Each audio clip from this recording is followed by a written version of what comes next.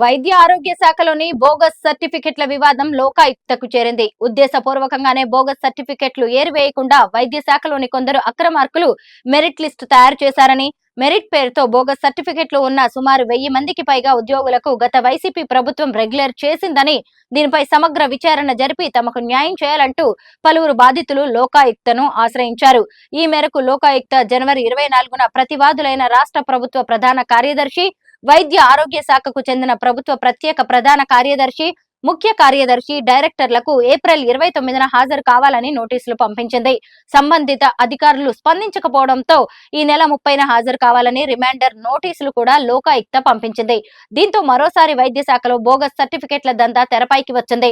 రాష్ట్ర ప్రభుత్వం 2002 contract paramilitary recruitment notification ద్వారా మల్టీపర్పస్ హెల్త్ అసిస్టెంట్ పోస్టులకు విద్యార్హత, ఎస్ఎస్సి శిక్షణ అర్హత, ఆంధ్రప్రదేశ్ ప్రభుత్వంచే గుర్తించబడిన శిక్షణ సంస్థ నందు multipurpose health assistant training course పూర్తి చేసి ఉండాలనే స్పష్టమైన నిబంధనలు ఉన్నాయి. అన్ని అర్హతలు ఉండి రెగ్యులైజేషన్ కు నోచుకొని బాధితులు ఆంధ్రప్రదేశ్ లోకాయుక్తను ఆశ్రయించారు. గతంలో శానిటరీ ఇన్స్పెక్టర్ కోర్సు ప్రభుత్వం మెడికల్ కాలేజీలో మాత్రమే ఉండేది. ఈ కోర్సు నిలుపుదల చేసి ఆ కోర్సు స్థానంలో ప్రభుత్వ రీజనల్ ఫ్యామిలీ వెల్ఫేర్ ట్రైనింగ్ సెంటర్ల ద్వారా మల్టీపర్పస్ హెల్త్ అసిస్టెంట్ ట్రైనింగ్ కోర్సుకు పరిమితమైన సీట్లను కేటాయించారు. ఇంటర్మీడియట్ బైపీసీ మార్కుల మెరిట్ ఆధారంగా rule of reservation, local, non local ప్రభుత్వం నిర్దేశించిన అన్ని నియమ నిబంధనలు పాటిస్తూ సీట్లు కేటాయించి ప్రభుత్వ ఉద్యోగం తప్పనిసరి చేయాలని అగ్రిమెంట్ తీసుకుని ప్రభుత్వం వారు శిక్షణ ఇచ్చేవారు. ప్రభుత్వ శానిటరీ ఇన్స్పెక్టర్ కోర్సుకు ప్రభుత్వ మెడికల్ కాలేజీల్లో శిక్షణ పొందే వారి కోసం ఉద్దేశించి సంస్థలకు అనుమతులనేవి లేవు.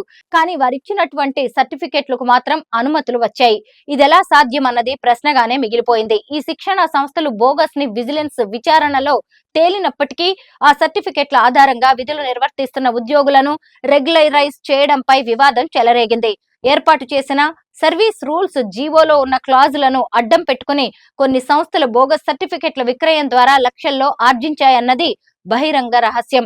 ఒకే విద్యా సంవత్సరంలోనే డిప్లొమాను ఇంటర్ అయిపోయిన వెంటనే కేవలం నెలల వ్యవధిలోనే డిప్లొమా పూర్తి చేసినట్టుగా ఈ బోగస్ సర్టిఫికెట్లను పరిశీలిస్తే స్పష్టంగా అర్థమవుతుంది.